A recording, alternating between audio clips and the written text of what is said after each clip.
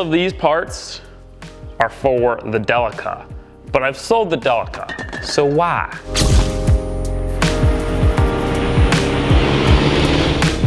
Upgraded radiator, intercooler, couplers, catch can, water pump, timing belt tensioner, timing belt, air filter, fuel stuff, fuel filter, refrigerator, water filter, and more solar panels. Also intercooler pipes. All of these parts are going on the Delica because this little Delica has to make a 3,000 mile drive to California. Because I did sell it, but it's still here because the new owner is from California. He flew in, looked at it, and bought all of these parts for me to put on it. Now before you lose interest and leave, I'm very excited about this.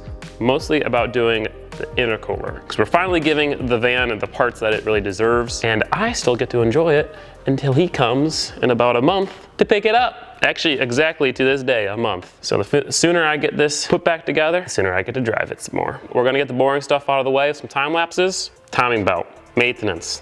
No one likes to do it, but when we're driving across the country, it's important.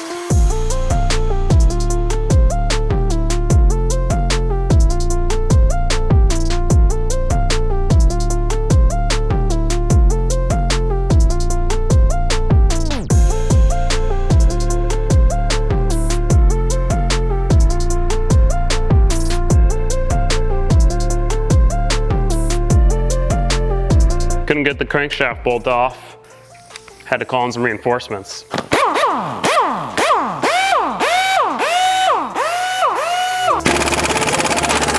That's it? That's all we got?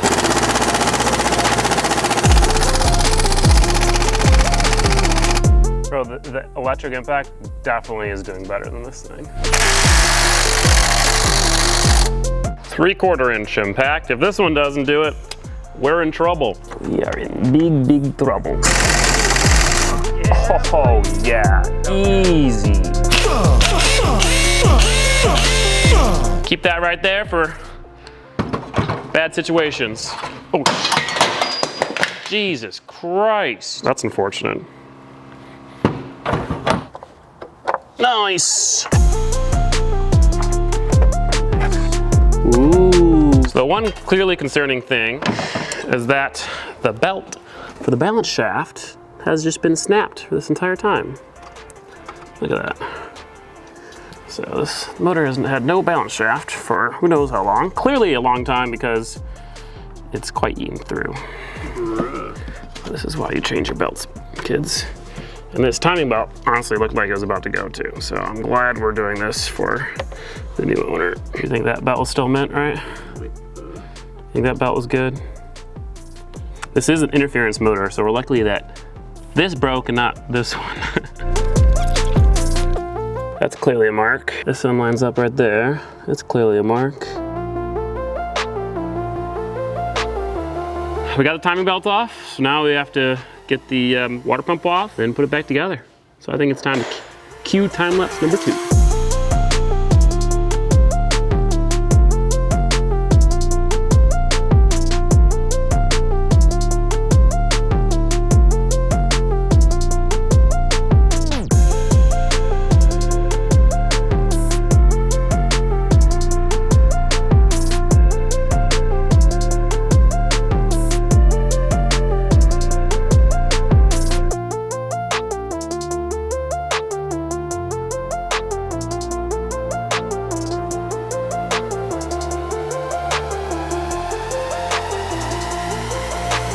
Instead of there being like 1 or 2 marks, there's 1, 2, 3 for the balance belt, and then there's 1, 2, 3 for the timing belt. So there's 6 marks that you have to make sure are lined up. So quite a bit more difficulty here. Oh, I see, I had it all tightened up.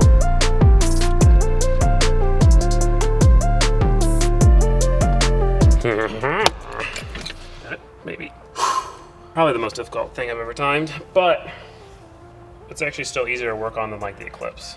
Easy.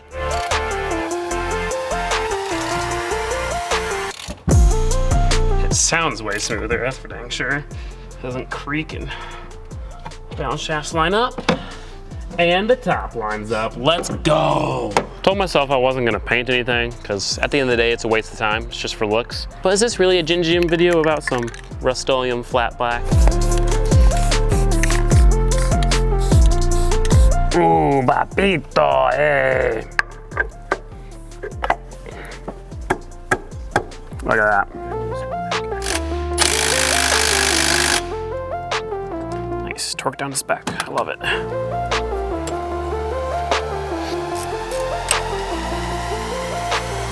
Well, that's a big milestone. We got the engine water pump replaced, timing belt replaced, all the tensors and stuff, put back together, new belts, the front of the engine, all done. It's time to get the radiator fitted in here. As of now, with no radiator in here, there's plenty of room on this side to fit our intercooler piping through. You can kind of see, fits in there nicely. Problem is that the radiator is wider than the stock one, and so we have to figure out a way to fit it.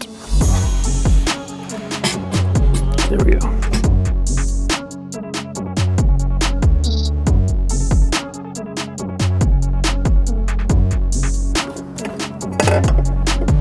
Instead of trying to get the intercooler pipe kind of down here in between the frame and the radiator, I moved these two coolant lines, which were taking up all the space up here in this kind of notched out area, because those can fit down here just no problem. And now I kind of fit this intercooler piping up there. Now I just have to move this one last remaining coolant line, or whatever line this is, and that should give us enough room.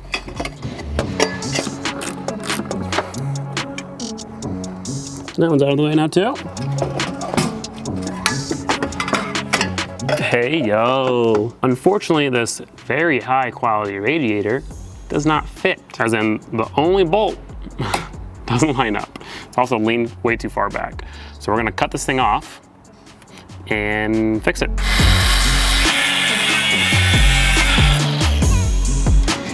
Never fun doing this to a brand new freaking piece.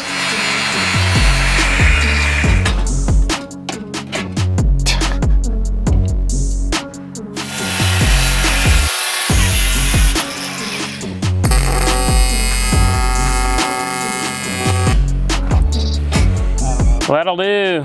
Much better fitment than their wacky shit.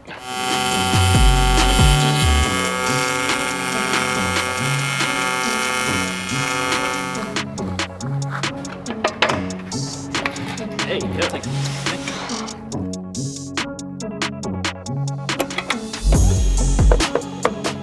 Unfortunately, this is when we ran into our first issue. It was leaking coolant right from behind the timing cover. Turns out I had forgotten to torque down the water pump, so I had to completely tear the motor back apart, torque the water pump down, and put it back together. Well, it's holding coolant now, so that was a good start. Now battery. No explosions. Check everything over here first. We got boop, boop, boop. What about the fact that the turbo is like kind of not sucking? Doesn't matter. Diesels run under atmospheric pressure. No throttle, buddy. So now I want to start it just to make sure it holds coolant and that the timing and everything is all good. Just so we don't finish the intercooler stuff and then have to take it all out. Make sure. Glad the battery charger was fucking doing stuff. God damn it. Take two.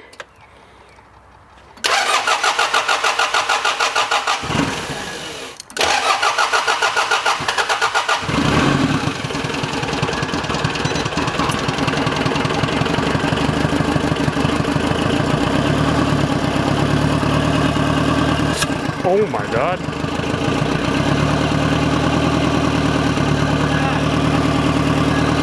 It flows a lot of air, just put it that way. It flows a lot of air. Nice. We did it. Well, it's timed right. Don't know what all those are from.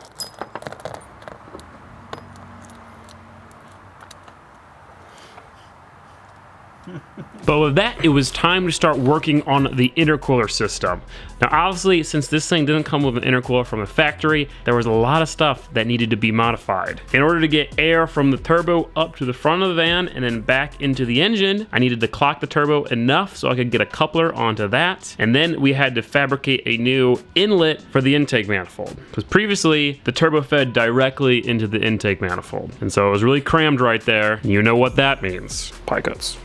The question is, what degree pie cuts are we gonna want? Maybe 10 and 10, like some 20ers.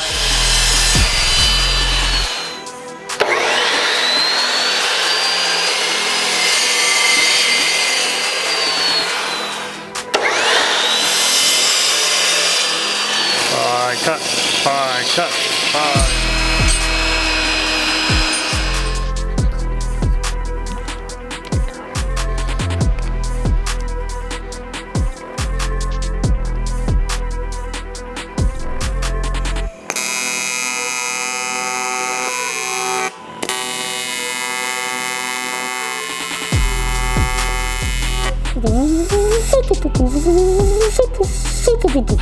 One, two, 3, 4, 5, 6, 7, 8, 9, 10, 11 pieces. Oh yeah, buddy. So now what's gonna have to happen here, that should clear. Should, it'll be close, but it should be fine. Gonna have to bend the power steering out of the way, and then that one can come on the top. This one's gonna have to come around and down, and the e-brake cable is gonna have to come in between the two. This is why you don't put your engine in your driver's compartment. Mitsubishi.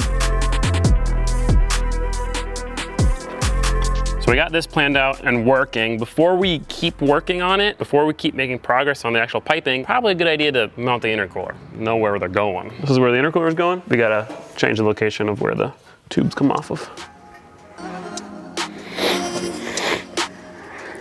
Hole saw through the edge. Put the entire tube in there, cut the inside of the tube out, box the back.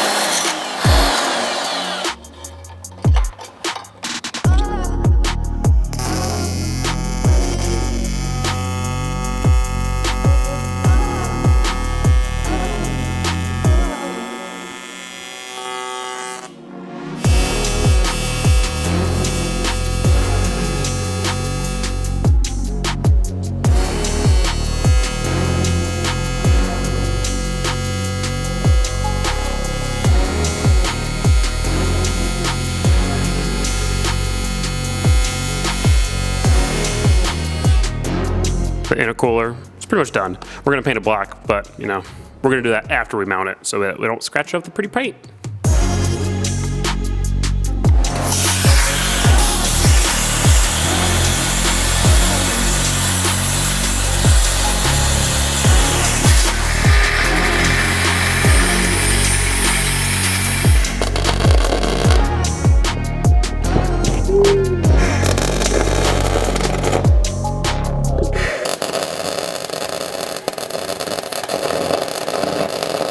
So we got the intercooler mounted nice and solidly off of the front crossbar.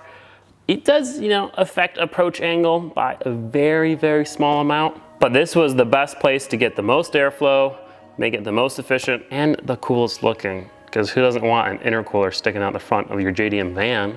But now we can finish the intercooler piping.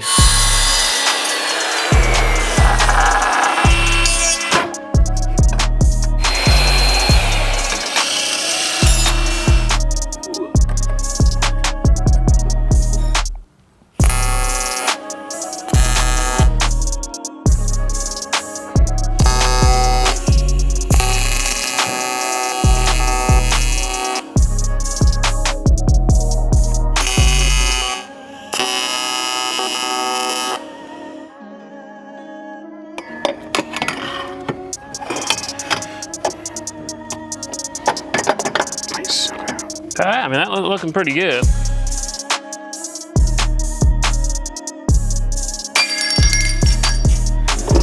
So we got the cold side done from the engine down past the radiator. The hot side is gonna be 3 pieces. 1, 2, 3, because we can't fit one long big tube past the radiator when the other one is in there.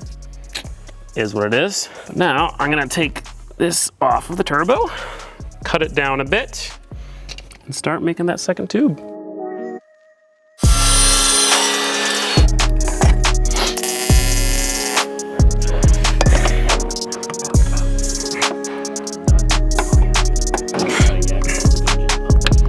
No, that's in. Pretty fucking good fitment if you ask me, but man, do I want to cry. We come back go past down here. Is it gonna be easy to get couplers on that? I mean, no, but not that hard. I mean, you just reach up there and do it, you know? So, this one, that one, the hard part's done. I gotta take a nap. That was stressful.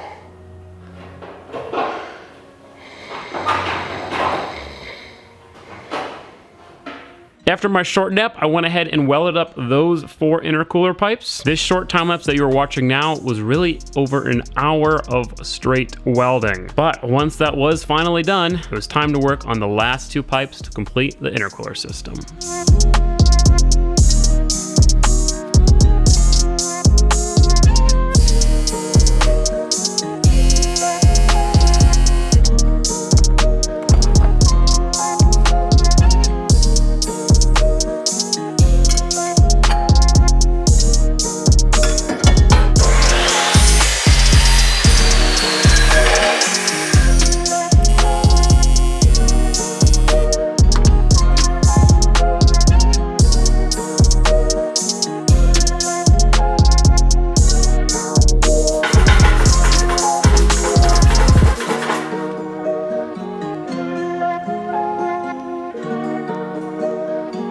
Fortunately, when we clocked the turbo to fit the intercooler piping, the turbo drain is more like this, and a hose can't really do an S without kinking.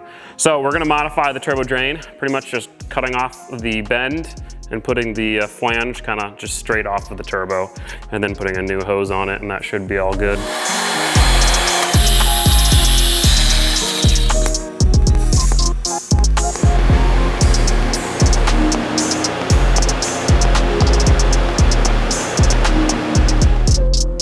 10-4, going dark.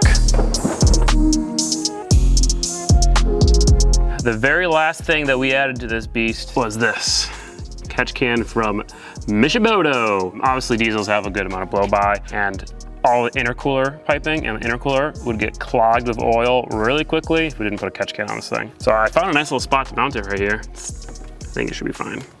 I hope it clears the damn seat. And then one end goes to the intake pipe. Other one goes on the valve cover.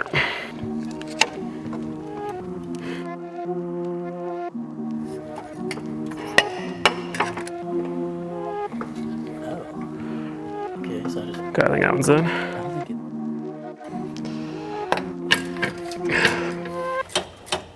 Just like that, we got our entire intercooler system all finished. It's beautiful, it fits amazing. It's got a little bit of play in between each coupler, but it's not loose or rattly. I'm very happy with the way it turned out.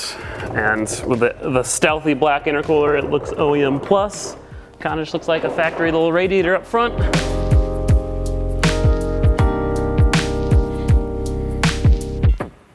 This will be the first start with everything assembled. Hope I don't forget anything.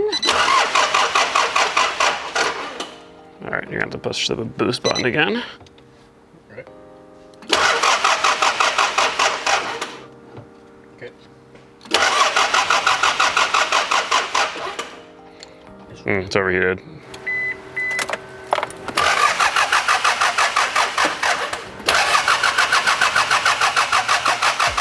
Damn it. Oh my god. Fourth time's a charm. Battery is actually charged, so we shouldn't have to rely on the thing.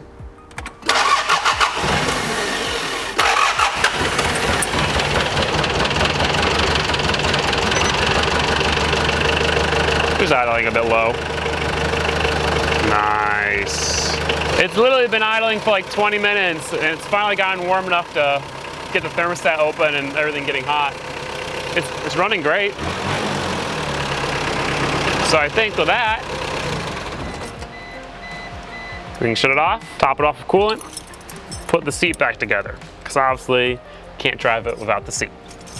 Now, as much as I'd like to finish the entire Delica project in this video, I've got hundreds of gigabytes left to edit. So in part 2, we're gonna take the Delica for its first test drive, test how the engine feels, see if it makes any more power, see how the EGTs have responded to the intercooler, test how effective the intercooler really is, and finish the rest of the improvements, including remodeling the kitchen and improving the electrical system. Thank you so much for watching this video. I do hope you enjoyed. If you want to support the channel and watch the next one right now, you can head over to Patreon, become a patron. Another way you can support the channel is check out emindustries.com, purchase some merch. Well, that's it. Thank you so much, and I'll see you in the next one. Hey, yo. What this dog doing? Hey, yo. The whoops. The whoops. That's crazy. You're hitting the whoops, bro.